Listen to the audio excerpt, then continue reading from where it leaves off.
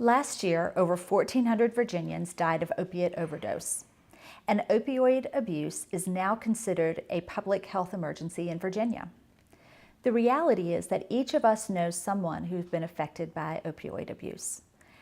What are your recommendations in dealing with this issue?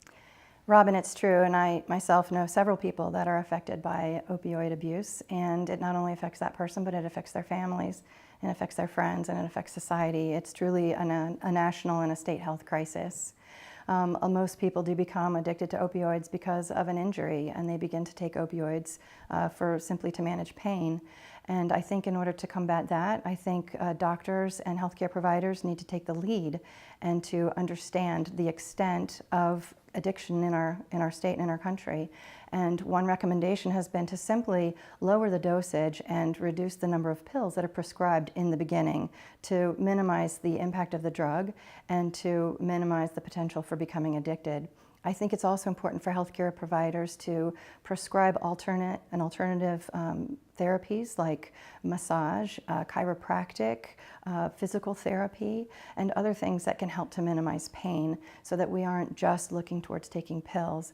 I also think that it's important to continue the education process that's already started, that's helping society to see people who have addiction as not criminals, not addicts, but as people who are truly sick and need help.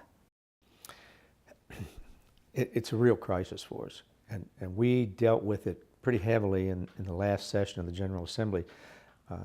Doctors O'Bannon and Pillion both had legislation to help in this regard. Right now, the statistics are staggering.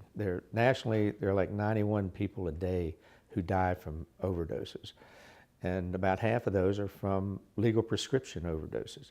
So I think one of the things we need, first of all, is very strict enforcement of prescription monitoring. We need to pay more attention and closer attention to what's happening with prescription drugs. There are a lot of abuses. There's a lot of prescription shopping going on, and we put some things in place to try to tame that and calm it down. The other thing is I think our physicians and the patients as well need to be looking at alternative pain treatments. There may be some things you can do. You know, every sore back or every sore shoulder may not require that you get a narcotic dose to ease the pain. You may be able to do the same thing with physical therapy or with some kind of other treatment. I don't think we're looking closely enough at doing that. That'll help on the legal side, of the legal drug side. On the illegal side, where most of the overdoses are occurring these days, we've got a really tough job ahead of us, I think. I believe that actually legalizing marijuana, at least in the medical realm, but I believe in recreational as well. A lot of doctors overprescribe opioids. A lot of people get hooked onto opioids and maybe go towards heroin and other things.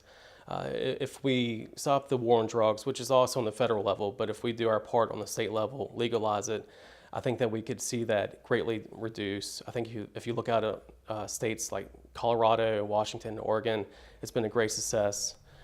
They have lower use of those drugs. They have lower DUIs. They have a lot of great benefits that come from that. And not that I'm necessarily for the taxation of marijuana, but I know if it does pass, then there would be taxation that will come along with that. And so we could see that as revenue towards state government, that we'd be able to reduce revenue in other places, such as other taxation like income tax.